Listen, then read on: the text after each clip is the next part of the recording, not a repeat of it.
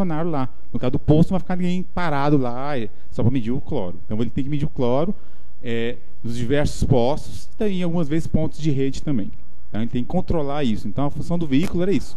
A Saneago tinha muito bicicleta cargueira, mas dependendo da cidade, bicicleta cargueira, o cara vai chegar no final do dia ruim, porque tem cidades que, tipo São Francisco, que ela é inclinada, é uma rampa só na cidade. Então, a ideia era um veículo automotor. O menor veículo automotor que nós temos é uma moto, né? Sei lá, se fosse uma mobilete resolvia, mas mesmo assim tem que pedalar um pouquinho ainda, né? Mas o ideal seria um veículo automotor que não dependesse de esforço físico, tá? Agora, em relação ao que o doutor Feliz falou, discordo dele em uma situação. A gente também cobra extintor de incêndio. E esse extintor de incêndio, não criou, a ausência dele não criou dano nenhum ainda às instalações. Tá? Como o cadeado também não criou dano nenhum à instalação. Mas a gente vai esperar o dano acontecer?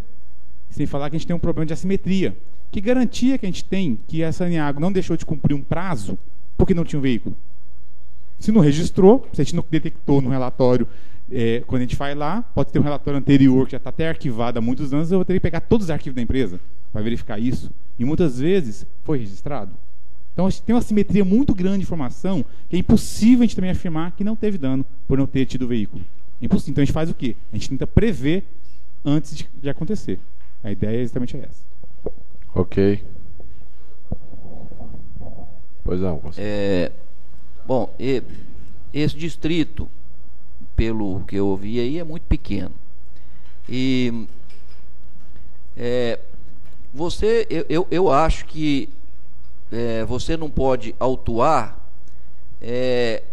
preventivamente. Autuação não é preventiva. Prevenção, eu concordo que deva haver prevenção, mas não autuar para prevenir uma coisa que não aconteceu. Então, se eu estou ali no trânsito, eu estou lá no terceiro quarteirão abaixo desse semáforo aqui, o guarda de trânsito vai, eu vou multar ele porque ele vai passar no sinal vermelho lá na terceira rua. Então eu vou multar ele já só para prevenir. Ora, eu não concordo. Eu acho que não é por aí.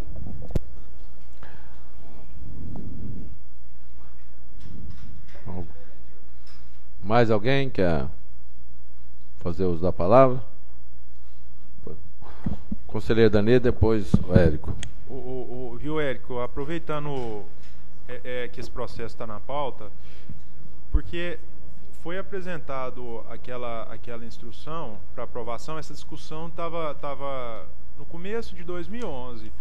Tinha vários processos nesse sentido, de que a GR entendia que estava precisando de veículo, porque o serviço não estava adequado lá nos distritos ou municípios, vários processos nesse sentido. E aí a Saneago apresentou essa instrução normativa para a gente apreciar. O Eduardo até pronunciou nela. Ela não foi aprovada ainda na Câmara nem no Conselho, mas o Eduardo chegou até a apreciar. Estando de acordo, ela disponibilizava pelo menos um veículo em cada distrito. Só que só na defesa desse processo, no recurso desse processo, juntou a segunda revisão dessa instrução. Aí nessa segunda revisão, feita pela Saneago, nessa segunda revisão que não foi apresentada para a GR manifestar, tirou o veículo, quando tem até 800 ligações no distrito, tirou a necessidade de veículo. Tirou. Fica a critério, do jeito que está na revisão, fica a critério da Saneago se vai precisar de veículo ou não.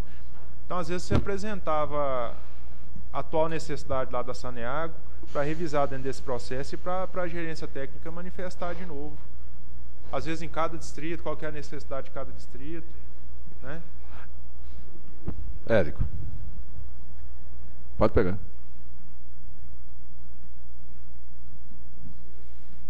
Liga, isso. Liga aí, embaixo. Isso. Alô, pronto. Boa tarde a todos presentes.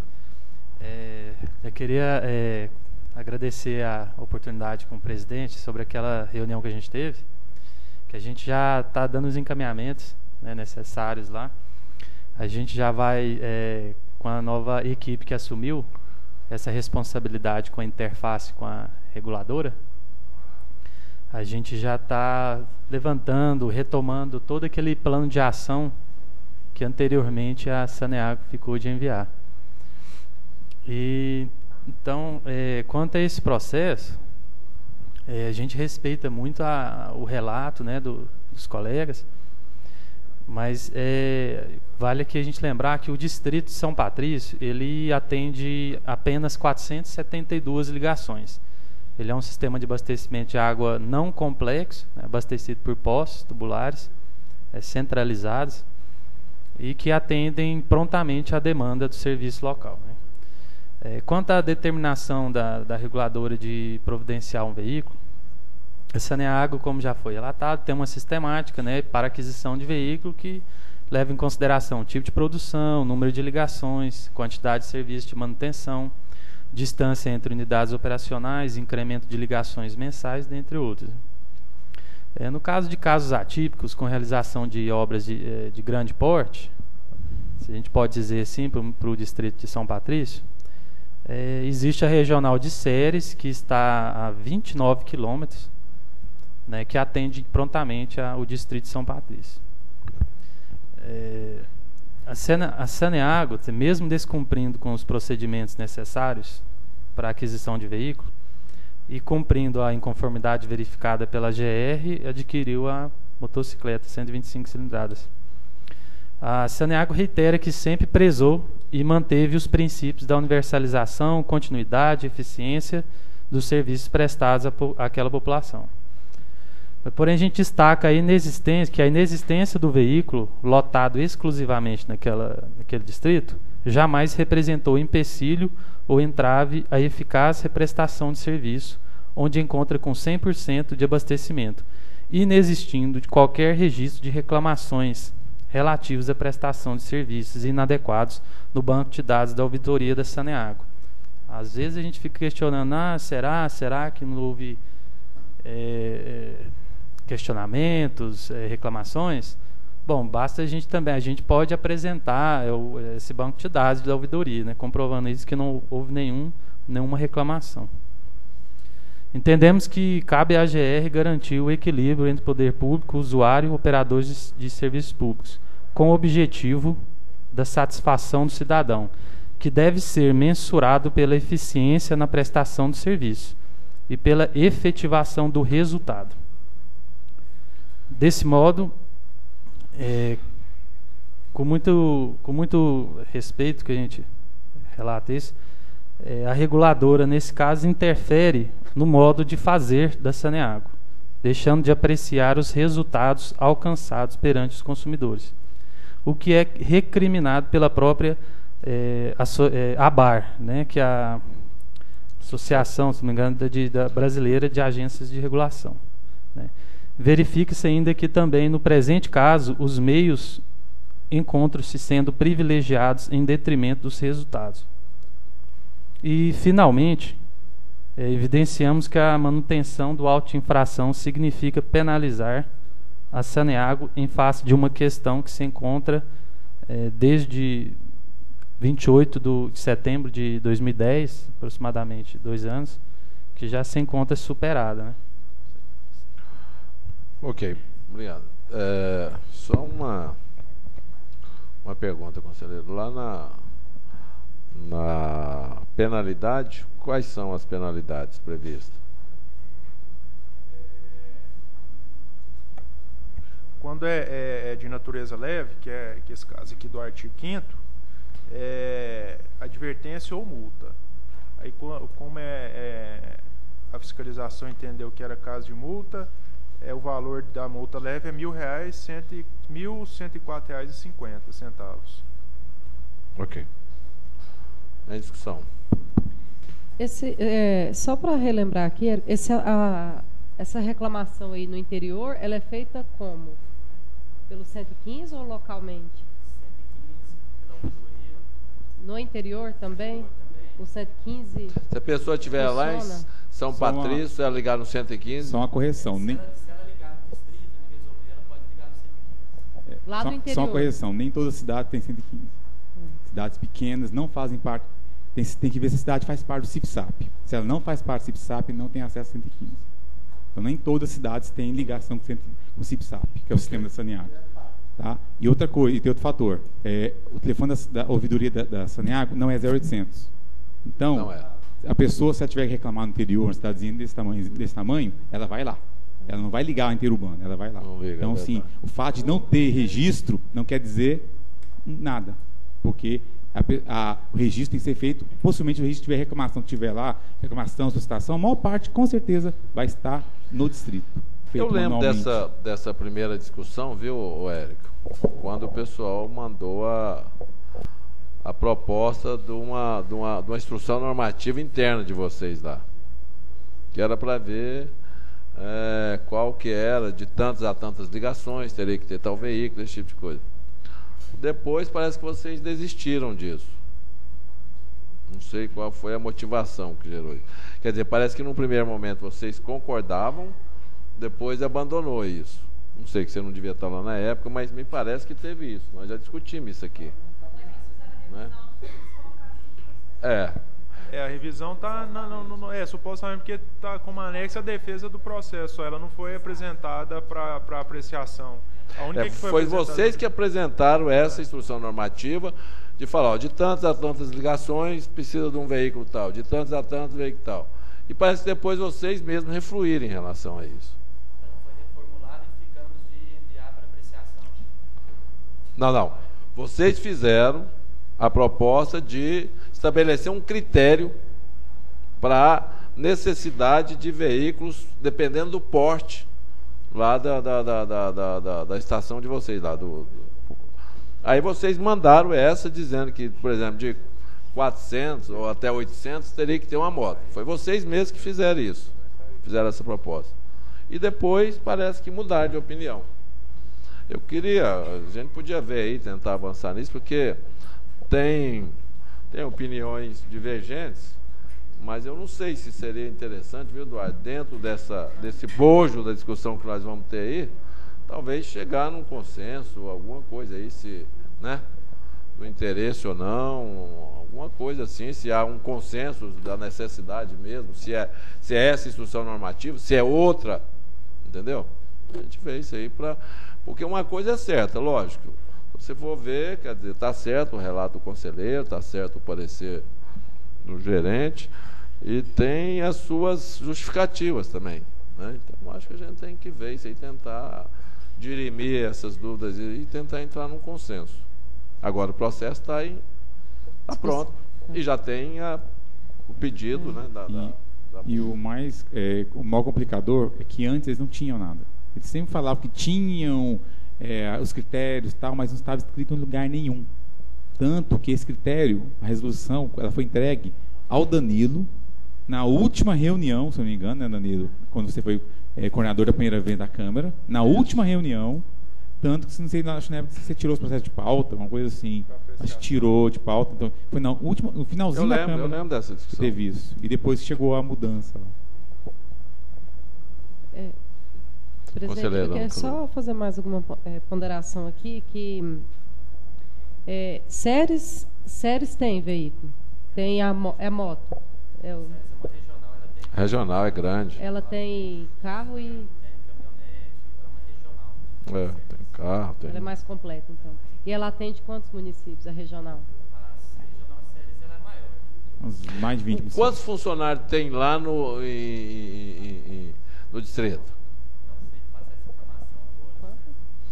Porque aí, gente, a gente tem que ver também. Por exemplo, lá deve ter 1 ou 2 funcionários no máximo. Não, no distrito. Com 472 ligações.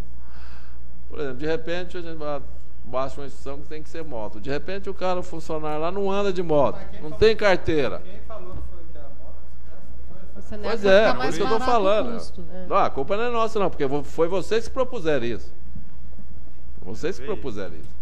Então, quer dizer, mas se você fala que tem que ser moto, aí o cara que está lá, o funcionário lá, não tem carteira. Tem 60 e poucos anos, não anda de moto, não quer andar, tem medo de moto, e aí? A moto vai comprar a moto vai ficar lá encostada. Não, o Zé de Paula tem 60 e poucos e anda, mas depende da habilidade de cada um. Séries, eu não estou na dúvida, 18 a 20 e poucos municípios, é a maior. A instrução que foi proposta, ela foi interessante e gerência deu até fez um pronunciamento favorável, porque era o seguinte, de até 800 ligações, de 0 até 800, tem que ter um gerente, que é no mínimo, né, uma pessoa, o gerente e uma moto, que era a instrução da Saneago. Aí, por exemplo, de 800 até 1.200 tem que ter um gerente e um agente de sistema e uma moto. Então era assim, bem interessante. 2 pessoas e a moto. Aí, mais ou menos isso. Era bem interessante. Parece que atendia ao que a fiscalização estava pretendendo, né?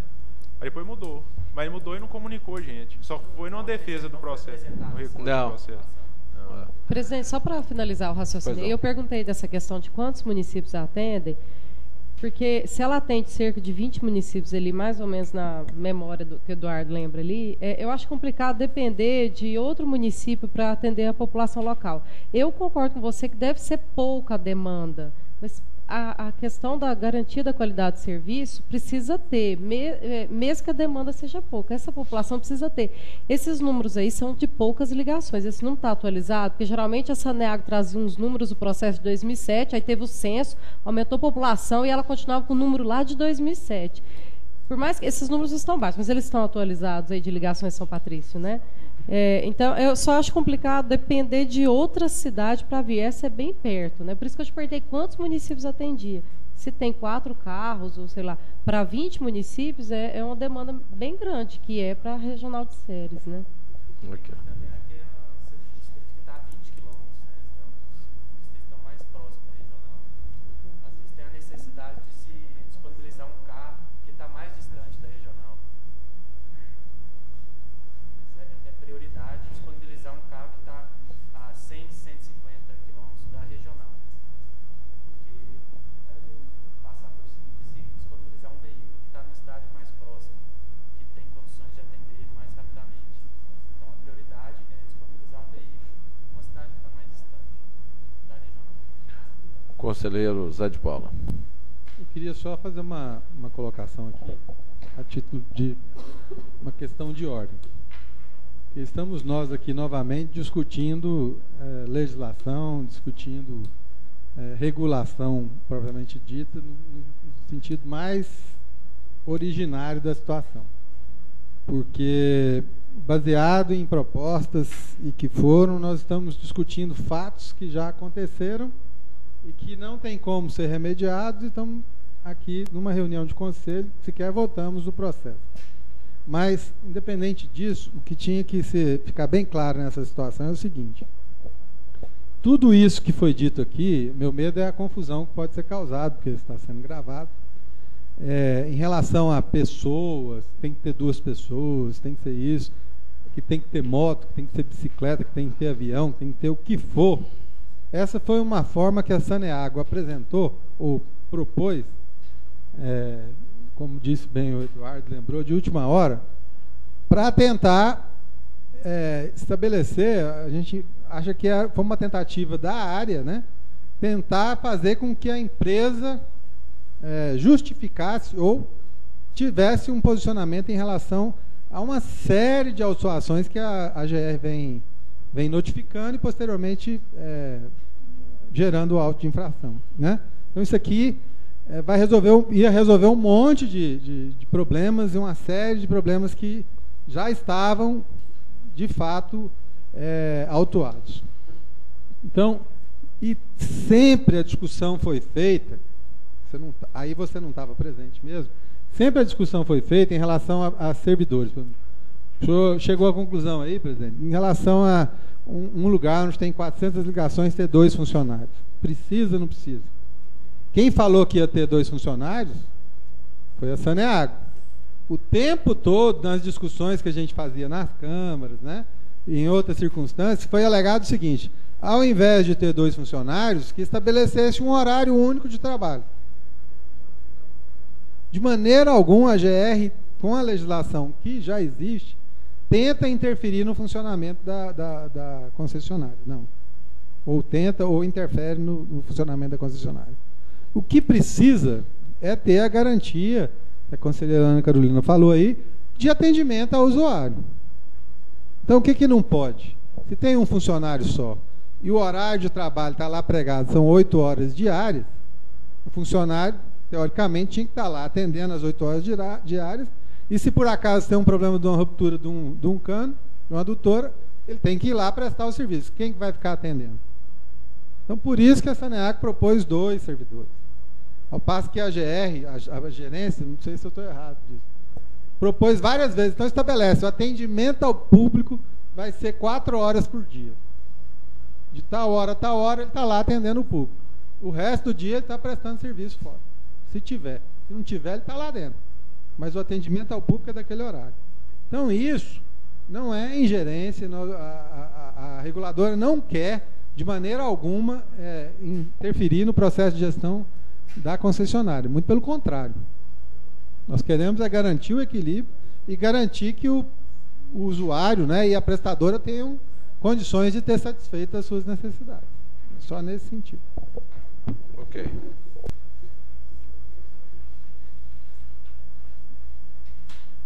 Voto.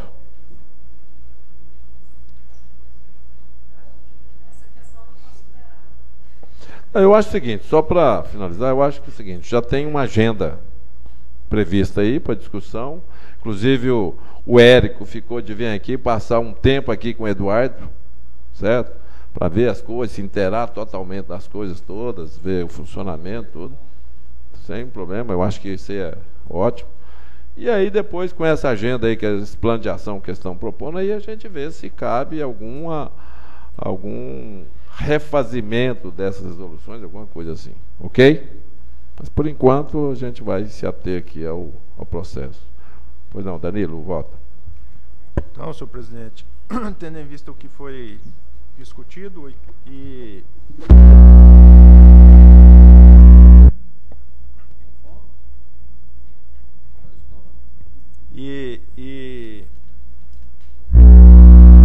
manifestação da área técnica, da gerência técnica de fiscalização que teve em loco, entendendo que era necessário no mínimo um veículo aqui nesse distrito, haja vista a ausência de fator determinante de nulidade do auto de infração, bem como do atendimento pela autuada da determinação legal em comento apenas após a lavratura do auto de infração e com supedâneo nos pareceres técnicos e jurídicos, constando os autos, meu voto é pela manutenção do referido auto de infração. Algum conselheiro discorda do voto do relator, conselheiro Danilo?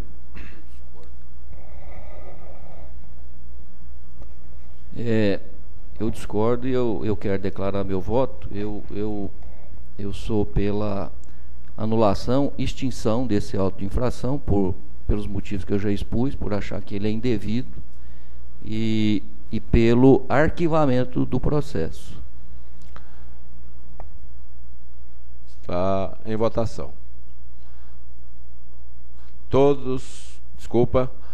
Voto dos 4 conselheiros favorável ao voto do relator e um voto declarado contrário do conselheiro. E eu voto também nesse caso? Então, 5 votos favoráveis e um voto contrário do conselheiro Feliz, declarado.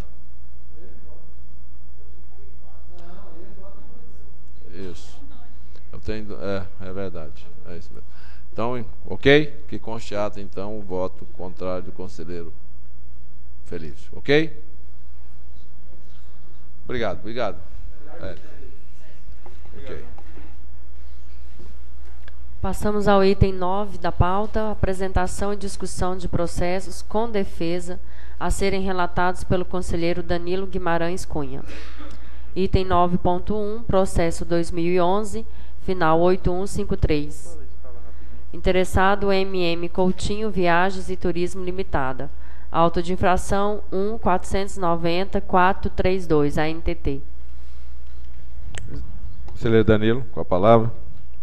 Presidente, esse processo, a empresa foi autuada, infringindo o artigo 1º, inciso 2L da 233, por transportar bagagem fora dos locais próprios. Aqui na defesa ela diz que o passageiro colocou a bagagem que o motorista não tinha visto. Mas a gente observou que isso não é justificativa para anulação do auto. Então, eu, de acordo com isso, eu sou pela manutenção. Alguém discorda do voto do conselheiro Danilo? Aprovado por unanimidade.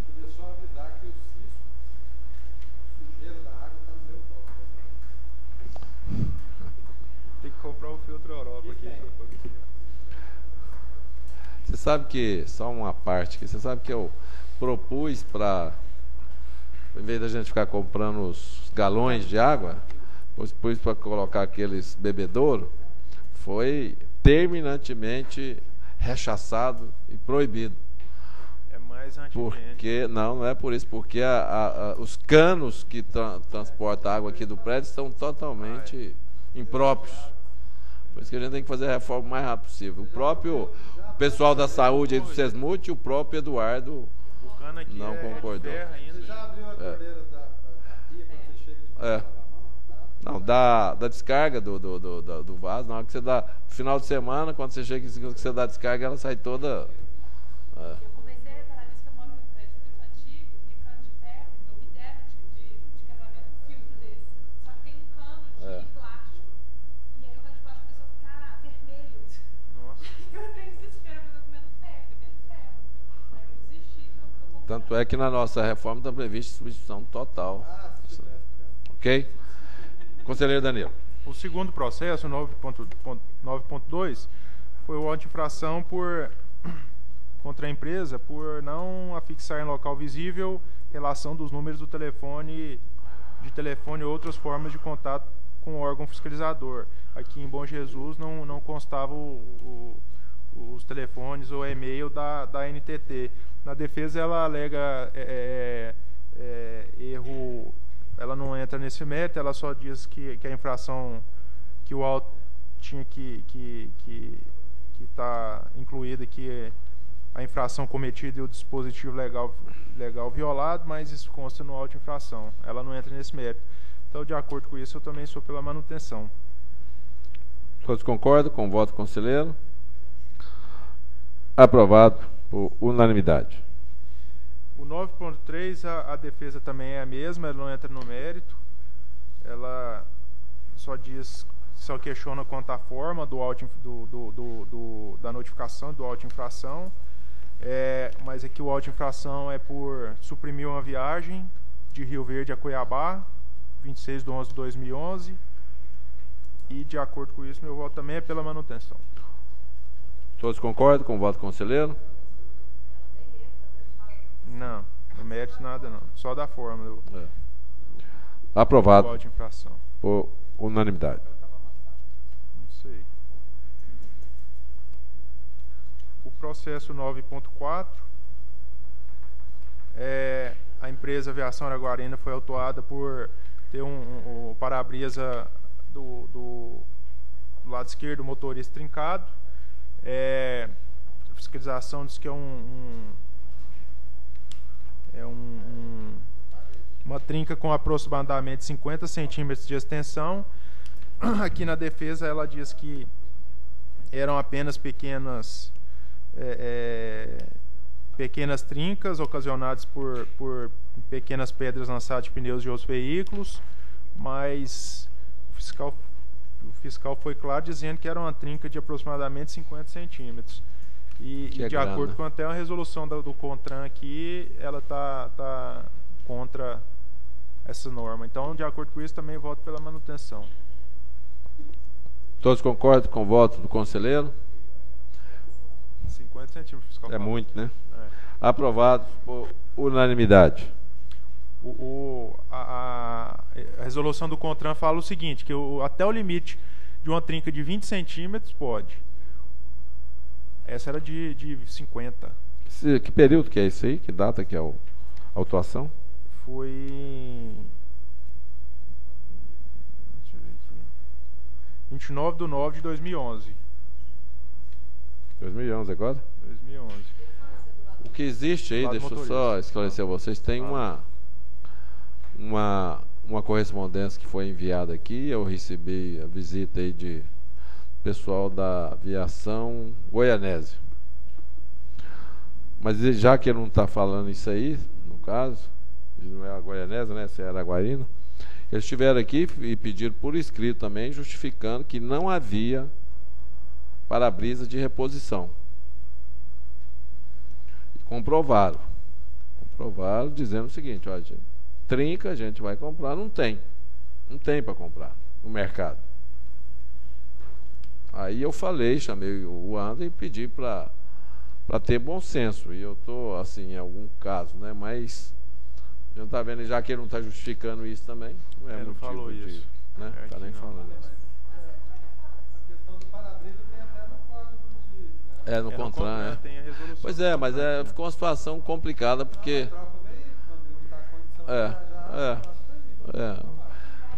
Mas segundo ele já estava com tantos veículos parados por causa disso. Então foi uma situação, mas parar de falar também, eu acho que foi resolvido esse problema da falta do... Geralmente quando tem auto-infração assim, para-brisa ou lanterna quebrada, as alegações nas defesas, geralmente eles falam que o veículo estava em circulação e que foi na viagem que quebrou.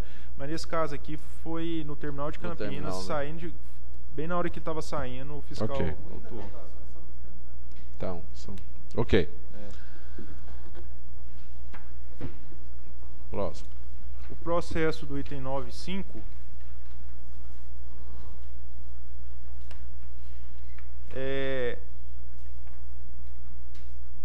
a defesa também não tem fundamento para anular o auto.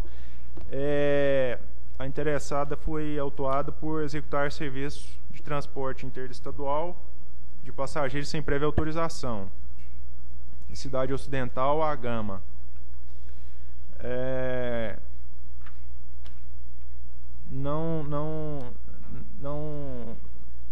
A gente não viu justificativa que embasaria a anulação, mas de uma certa maneira eu queria até trazer discussão para a gente conversar sobre um assunto também que é um pouco recorrente. Ele estava e comprovou aqui na defesa que era ele e mais 2 colegas de trabalho. Aí juntou cópia da carteira de trabalho, que era da mesma empresa, carteira assinada da mesma empresa e tudo mais. Mas... O que o auto fala aí? Da NTT, Cidade Ocidental, a Gama. O que o auto... Executar transporte regular de 2 passageiros como serviço remunerado sem autorização do órgão competente, sendo eles o Alex, tal, e o Domingos, tal. Tem alguma observação, alguma coisa? Os caras assinando junto, não.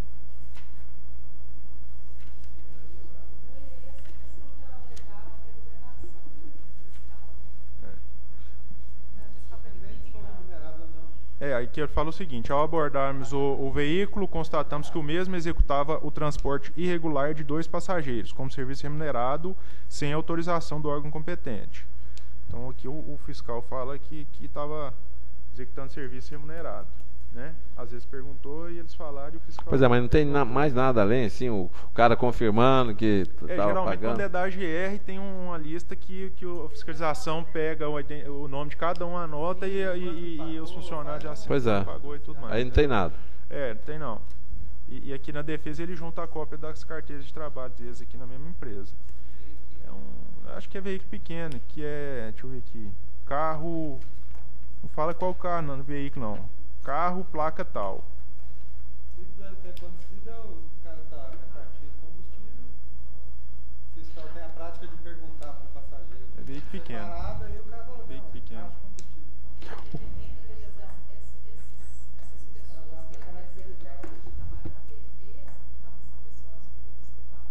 Não, dá. O fiscal colocou o nome dos 2, Alex e Domingos. O Alex do José dos Santos e Domingos Pereira de Souza. Gente, isso aí, eu acho que esse caso é discutível mesmo, né? Inclusive, o povo fica incentivando, para não andar uma pessoa só, para fazer tal, transporte dividir a despesa. Eu acho que se tiver claro que é caracterizado isso mesmo, que são colegas de serviço, que Eu acho um certo exagero também. A NTT, ela tem a previsão diferente da nossa, ela coloca como existe o serviço não remunerado, aquele que não há necessidade de autorização da NTT e não é não tem remuneração. Então, é um serviço que não precisa dessa autorização. E com muita dúvida em relação a isso, eu perguntei diretamente para a NTT como é que eles fazem essa averiguação. Aí, a pessoa que a gente tem contato, a gente tem conversado muito, às vezes com dificuldade, né? Ele me falou que esse artigo existe, mas que o fiscal em campo é que verifica se há necessidade, se é remunerado ou não. Que esse fiscal em campo que faz essa verificação. Como é rotineiro, né? Porque aquele que não é remunerado, para a NTT tem escrito que não precisa da autorização. Às vezes até inocentemente o cara falou, não, eu pago R$50 por mês para ele aqui. Eu não sei, né? Estou falando, não tem isso aqui escrito, não. Às vezes foi alguma coisa. O fiscal. Inclusive eles foram encaminhados para a delegacia, tá aqui, viu? Consta o quê? Não. Não tem detalhamento, da NTT não tem detalhamento. Que data que é isso aí? É 2010, outubro de 2010.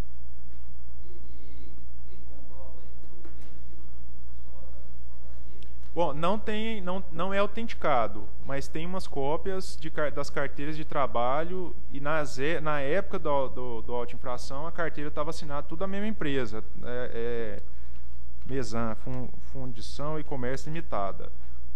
Todos os três, o motorista e os outros dois, têm a carteira assinada por essa empresa. Mas só não está autenticada, né? Tem uma cópia, não está autenticada.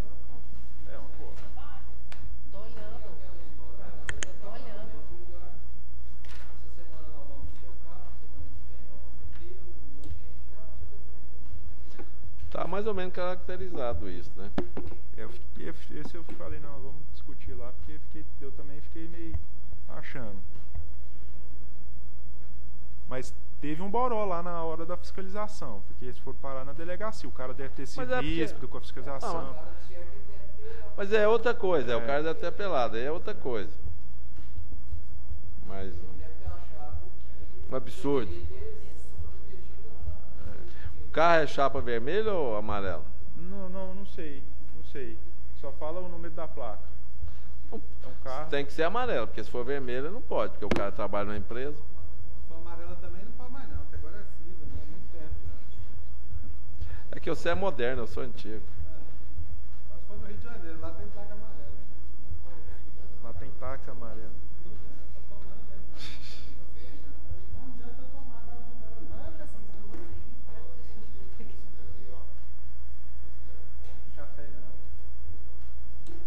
Já viu o exemplo hoje aí, né? É na porrada. Onde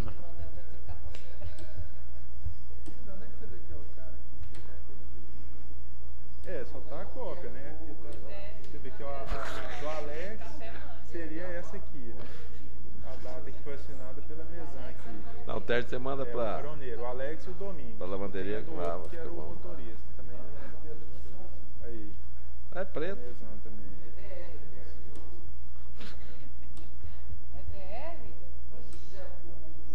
Mas não está autenticado. Só está a cópia. O bom é o que eu gosto é do Via Venet. Só na primeira. É bom. Mas eu só como quando está liquidando.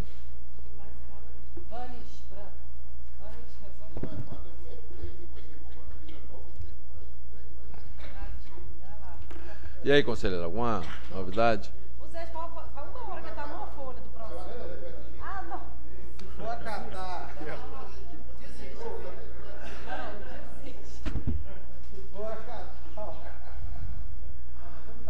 Um minuto para a conselheira Ana Carolina. Viu? O negócio é aquilo Então, 2 minutos, um para cada um. Isso é aquilo que eu estava te falando. O cara pode pegar uma carteira de trabalho e pôr uma cópia de um lado de um e do outro. Isso aí também. Dá multa aí. Dá multa, não faz mais não. Ah, o cara está se defendendo, tá? Tem um termo jurídico para isso, que é o júri experiente. Como é que chama? Como é que chama? Júri experiente. Você tem que perguntar ou para a doutora aqui ou para a doutora ali. Você vai perguntar para esse doutor aí, não sabe não. Ah, isso aqui é o nosso sabidão.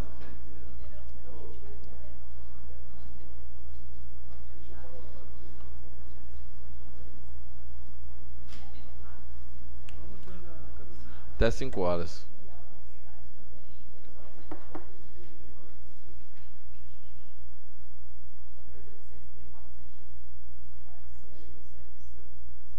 A resolução deles é subjetiva ainda, né?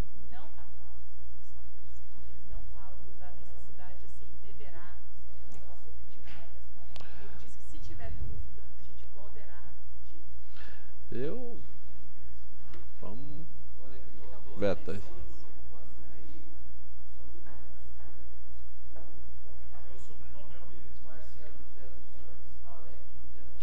Mais um motivo ainda, né?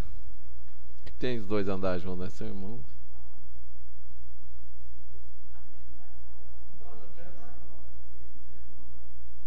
Depende da família.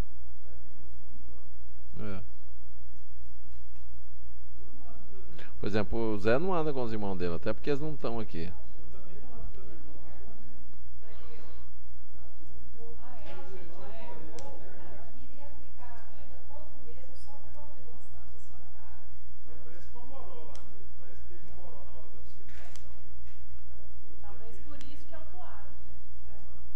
Cedo, mas não pode afirmar também. Não, mas na dúvida, até lembrando bem ali, qual que é seu voto?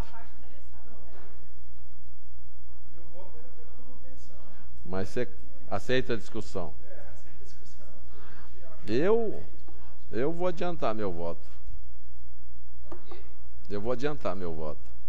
Mas também se tiver Eu sou pela anulação. dúvida a respeito das cópias, ele pode diligenciar e notificar para ele dar a cópia autenticada da carteira de trabalho. Bobagem isso. Porque a questão da carteira de trabalho é só porque Ali pela cópia você vê se tem alguma falsificação ou não. é que não dá pra Deve ter alguma rasura. Pra você fazer tem que ter alguma rasura, não tem?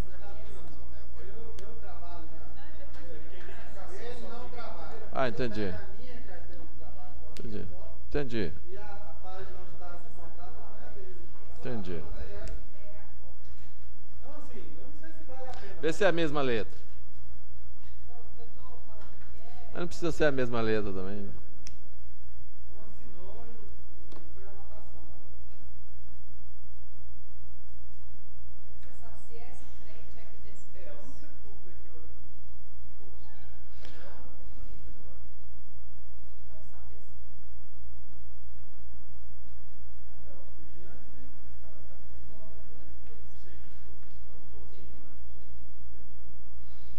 Eu acho que não é o caso de arguir o fiscal, não. Já que teve briga, ele vai querer. Eu acho que o que podia é verificar na empresa se essas pessoas trabalhavam lá nessa época mesmo. Retira da pauta, vê aí, olha no Google aí onde é que é essa empresa, liga lá e pergunta se esse pessoal estava lá. Pronto, aí. Ok? O conselheiro fica responsável por isso. Assessoria. Ok? Aprovado? Retirado de pauta a pedido do conselheiro para verificação da veracidade das informações e trazer na próxima reunião. Só em relação se as pessoas realmente trabalham na mesma empresa, eu acho que se trabalhar a gente tem que propor anulação. Ok? Consulta verbal mesmo, telefônica, viu, conselheiro? Ok? Aprovado por unanimidade. Próximo item 13. Apresentação e discussão de processos com recurso a serem relatados pelo conselheiro Felício José Círio Neto. Item 13.1, processo 2009, final 3314, interessado Viação Araguarina Limitada, auto de fração 12615, AGR. Também. Com a palavra o conselheiro Felício.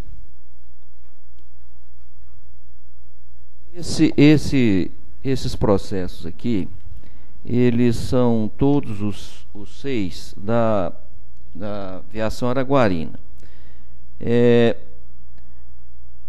São 2 por paralisação sem autorização da linha 600, outros 2 por supressão de viagem, uma na linha 1008 e outro na linha Goiânia-Anápolis, que é a linha...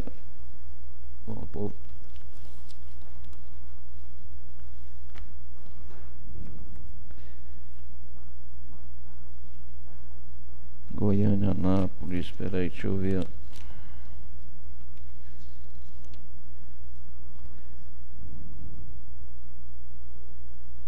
Aqui não consta o número da linha, mas é a linha Goiânia-Anápolis, supressão de viagem.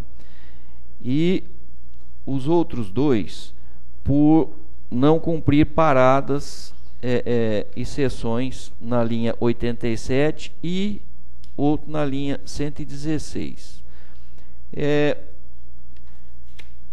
As defesas são idênticas. Para variar. Para variar. As defesas são idênticas. Então eu queria saber se todos concordarem. Eu vou fazer. A gente poderia fazer a apreciação em bloco. Eu faço a leitura de um dos relatórios, porque o meu relatório também foi praticamente o mesmo. Sim, ok.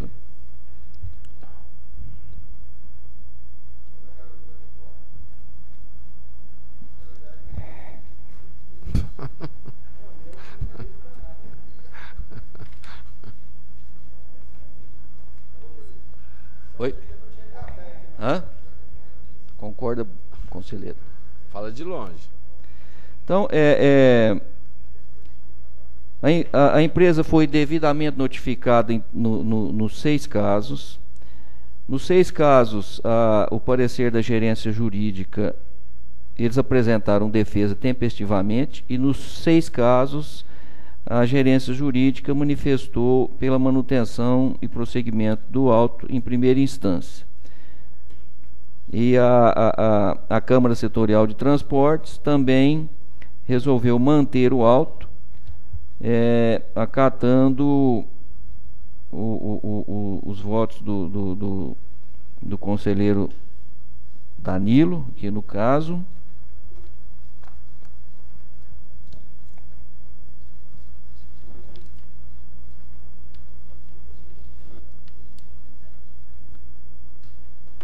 outro do conselheiro Zé Duarte,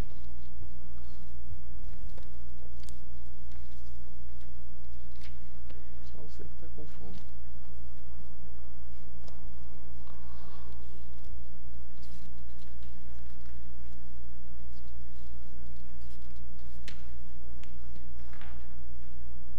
também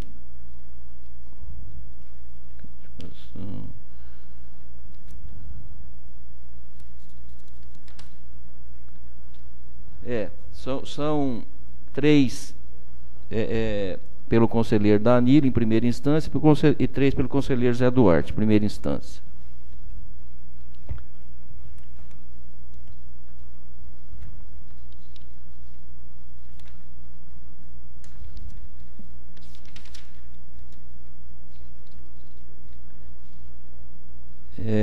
A empresa, então, ela foi também devidamente notificada das penalidades nos 6 casos e apresentou o recurso tempestivamente. A Supaipe também manifestou pela manutenção e o prosseguimento dos autos. Então eu vou passar a ler aqui a análise dos recursos. Em seus recursos, a recorrente alega que não foram conhecidas minimamente das alegações da autuada hora recorrente na respectiva impugnação. Constitui, sem dúvida, garantia constitucional à mesma de obter a apreciação de suas alegações que desmoronam as razões expostas no indigitado auto de infração, segundo se observa do disposto no artigo 5º, inciso 40 da Constituição Federal, aliás, inciso 55 da Constituição Federal, que assegura o direito de defesa e o contraditório na esfera judicial e administrativa, que, sem embargo do que ficou alegado com relação à omissão da decisão recorrida, observa-se que, apreciada a questão na instância inferior, a nulidade do auto de infração lavrado ressai de forma clara, que, muito embora tenha constado que ocorreu alteração dos pontos de partida no trecho e horário mencionados, tem-se que o mencionado auto de infração padece do requisito indispensável do ato administrativo, gênero do qual é espécie. Bom, isso aqui ele só muda nos outros, que é a questão da paralisação da linha, né? Ele contesta a paralisação da linha e também nos outros dois contesta a supressão da viagem. Que o auto de infração é nulo, pois resulta da falta do requisito do ato administrativo, qual seja motivo para autuação, levando-se em conta que, para a validade do auto, necessário se faz a presença dos requisitos indispensáveis, objeto, competência, forma, motivo e finalidade. Que falta, pois, motivo ao auto de infração. Que, demonstrada, pois, a ilegalidade da decisão recorrida, merece ser a mesma reformada para acolhimento da impugnação e, ao final, requer a recorrente o provimento do presente recurso inominado para reformar a decisão recorrida e decretar a nulidade do auto de infração mencionado. Então, agora eu passo aos meus comentários. Aquele de praxe das competências da GR, né, que é o de costume, e da análise do recurso apresentado, conclui-se que as suas alegações são insubsistentes, não trazendo ao processo prova alguma dos argumentos ou qualquer elemento que justifique a anulação do auto de infração. Quanto ao auto de infração, a sua lavratura ocorreu conforme os requisitos formais e materiais necessários ao ato administrativo, no que se refere à competência, objeto, motivo, forma e finalidade, não se verificando nenhum erro que possa invalidá-lo ou anulá-lo. Da análise dos autos, observa-se que os direitos à ampla defesa e ao contraditório, assegurados pela Constituição Federal, foram exercidos pela concessionária autuada e devidamente apreciados. Voto. Diante do exposto, com base no que consta dos autos, em especial no parecer SUPAIP 1292/2012, me manifesto pela improcedência dos recursos e a consequente manutenção dos efeitos legais dos autos de infração em apreço. Todos concordam com o voto do relator? Feliz? Em relação a todos os processos? Todo item 13. Todo item. Conselheira Ana Carolina? Sem pancadaria. Aprovado por unanimidade. Acabou. Item 14. Eu só queria fazer um relato aqui, que foi o motivo da nossa alteração da data de hoje, do horário hoje, da nossa reunião. É porque eles já tinham me solicitado umas 2 ou 3 vezes, umas 3 vezes. É aquela assinatura daquele termo, não é convênio, mas um termo com o Ministério Público, que é aquele da gente fazer uma parceria em relação ao transporte escolar. Eles fizeram isso com a MT, no caso do municipal, fizeram com alguns municípios e fizeram com a gente, no caso do intermunicipal, até a promotora lá de justiça, a pessoa gozada, nessas coisas do Ministério Público, tem umas que são, parece que tem um rei na barriga, igual aquela que nós fomos naquela vez, né? Mas essa não, uma pessoa super educada, muito falou, elogiou muito, agradeceu a gente pela parceria. O Benedito, que é o promotor-geral de justiça, também agradeceu. Eu relatei para ele sobre o nosso processo do transporte regular, ficou muito feliz e tal. Foi muito boa lá, não tinha ninguém, só nós mesmos, mas foi muito bom. Tiraram uma foto lá. Então eu passei cópia do termo assinado lá para o jurídico e para o pessoal da fiscalização para estar fazendo. Não tem nada demais, é só a nossa atuação mesmo normal. O que a gente falou é de, por exemplo, quando a gente tiver eles solicitarem qualquer relatório em relação à situação, e também eles, que quando houver qualquer demanda lá, em termos de alguma denúncia, alguma coisa em relação ao transporte, eles nos comunicarem para a gente fazer a averiguação no tempo devido. Então foi... tem que mandar para lá. Ok. Tá? Então foi isso só. Eu queria pedir, a gente podia encerrar a reunião. Você tem? Mas é porque eu também vou pedir depois, após o encerramento da nossa reunião, queria conversar um assunto com vocês rapidinho. Ok? Mas dentro, então, do item 14, Alice?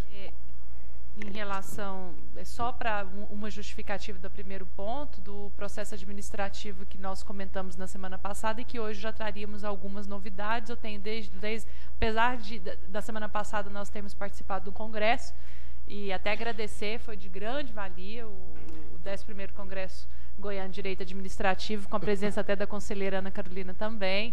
É bom ouvir novidades e também para trazer essas novidades. Mas, em relação ao processo administrativo, tem conversado com o gerente da área técnica, né, o Luiz.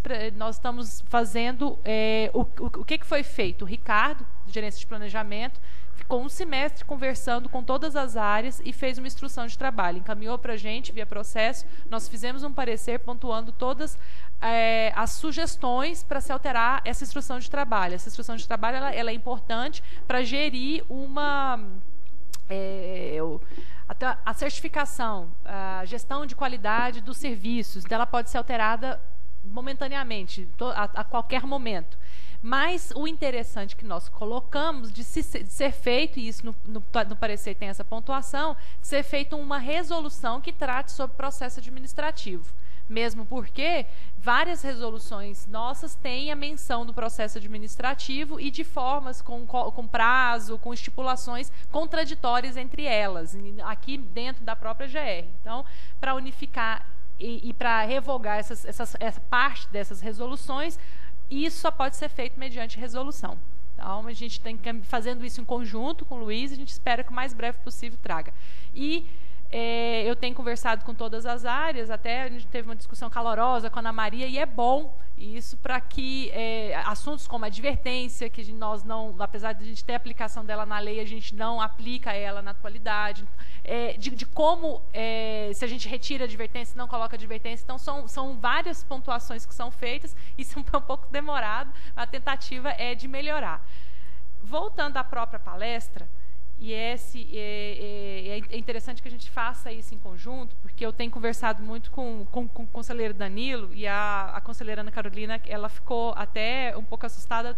Uma das últimas palestras, foi até antes de encerramento, foi da Maria Silvia Zanella. Ela é de Pietro, é uma das doutrinadoras mais renomadas do Brasil. É claro que a gente tem que ver a tendência de qualquer palestra, que é um estudo que a pessoa fez sobre determinado assunto e, às vezes, dando um enfoque maior para determinado ponto. E ela falou sobre processo administrativo. Na questão do processo administrativo, a visão dela é de que haja menos rigor, menos formalismo no processo administrativo, que não possa ser, resumindo, assim, em sumo, que ela diz, que a gente não pode considerar da mesma forma do que um processo jurídico, judicial. Porque existem determinados institutos que são aplicados no processo judicial que não são aplicados da mesma forma no processo administrativo. Tais como um recurso, por exemplo, lá no processo judicial, não se aprecia mais a matéria, os fatos. Lá no processo judicial, quando vai para o Tribunal de Justiça, se apreciam apenas outras questões que não foram apreciadas anteriormente. E aqui é diferente. No processo administrativo, a qualquer momento, tanto na defesa quanto no recurso, é apreciado todas as matérias. Um exemplo, né? A questão da revelia, que nós tanto já falamos, não existe revelia no processo administrativo. Existe uma preclusão temporal, uma preclusão jurídica, e aqui a gente fala em preclusão temporal. O que seria revelia no processo judicial? A revelia, ela tem efeitos que não se aplicam ao processo administrativo. A revelia, eu não preciso mais notificar a outra parte dos atos que continuam. A revelia, eu tenho como verdadeiro aquilo que não foi contestado. E aqui não. A gente não aplica. A gente sim tem pela lei de processo administrativo uma preclusão. Ele perdeu o tempo de se apresentar as suas argumentações, só que os efeitos não são equivalentes ao que existe na revelia, no processo judicial. E isso tudo para chegar ao que nós tanto temos discutido, que é em relação à documentação, a esses detalhes que a gente tem discutido aqui por demais. A NTT, eu tenho conversado com o Eduardo, ele nesses últimos dias ele estava em reunião, pediu até desculpa porque não conseguiu conversar com a gente de imediato, que é o contato que a NTT repassou a gente. Ele até agradeceu muito a atuação, diz que a GR é a agência reguladora do Brasil que mais tem atuado, que tem sido interessado, e isso não acontece nas outras agências reguladoras. É bom ouvir isso. Ele diz que vem aqui na GR, porque qualquer dificuldade, qualquer coisa ele quer suprir. Eu pedi muito, ele não falou a data ainda, e quando falar eu vou divulgar, porque eu acho interessante que quem quiser participar é proveitoso. Mas o que ele argumentou, que lá na NTT há uma quantidade muito grande de processos a serem julgados, mais de 20 mil processos pendentes de julgamento. Então, pela quantidade de processos, eles estão sendo bastante rigorosos, criteriosos, quanto ao procedimento, para tentar até agilizar esses julgamentos.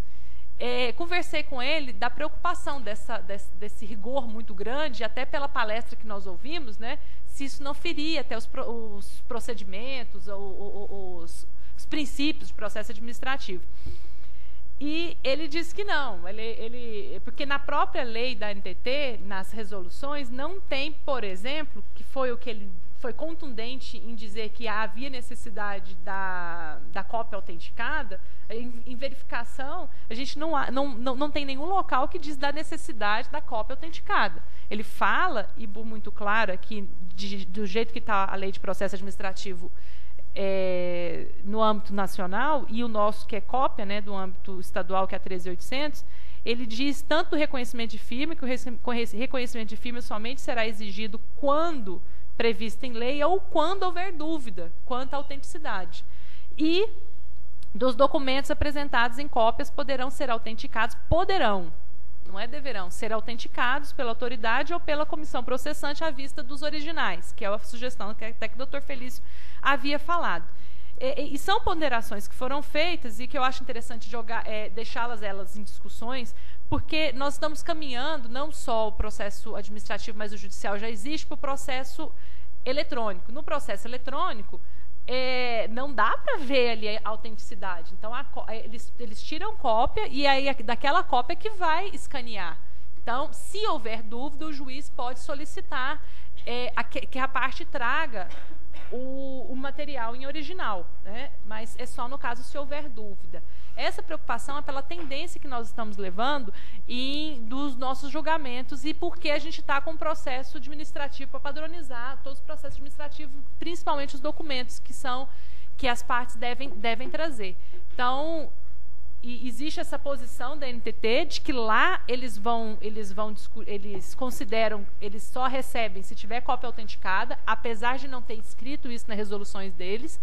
Mas aqui, na lei no âmbito estadual, não existe essa determinação, e a gente pergunta se isso não seria um excesso de zelo, né? E tem toda essa tendência de um direito administrativo mais próximo da população, né, de uma desburocratização.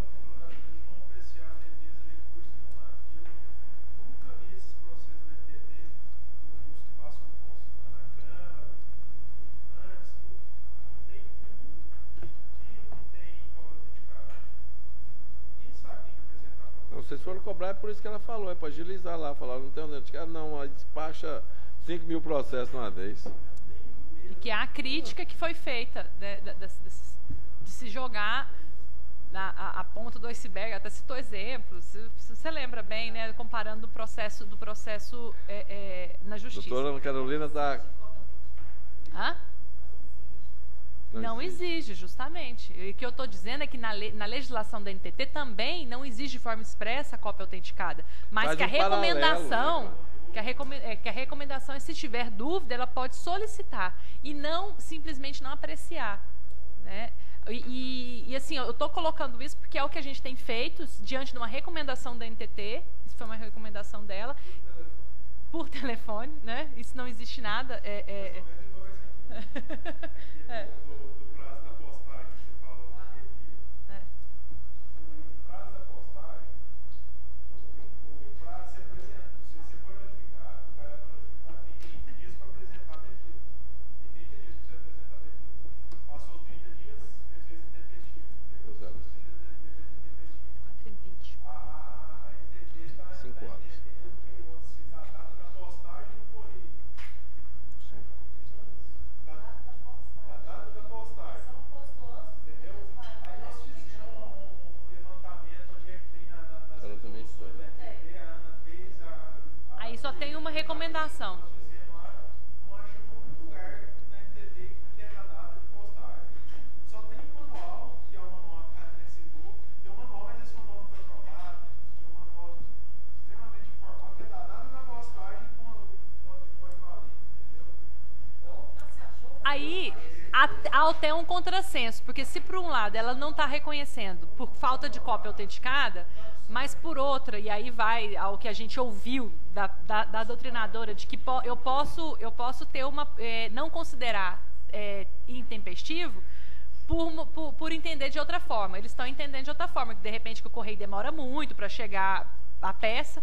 Então, que seria da data da postagem. E a recomendação é que olhe a tempestividade lá da NTT da data da postagem. Eu acho que tem que dar uma analisada melhor, maior rigor nessas orientações da NTT. Porque as impressões que eu tive da NTT, eu tive lá 2 ou 3 vezes. Inclusive estão com sede nova agora. Viu? Nós somos muito mais organizados, mais preparados do que eles. Verdade. Muito mais. O nosso corpo jurídico, apesar de ter uma deficiência muito grande de pessoal, é muito melhor e maior do que o deles. Eu não sei se eles corrigiram isso agora, mas até 2 anos atrás era temerário você acompanhar. Provável que não. Isso incluiu depois que a Ana Carolina passou a militar no corpo jurídico? Eu tenho mais esse fator aí. Conselheira Ana Carolina. Depois? Pode encerrar, isso era só para colocar o que a gente Mais tem alguém?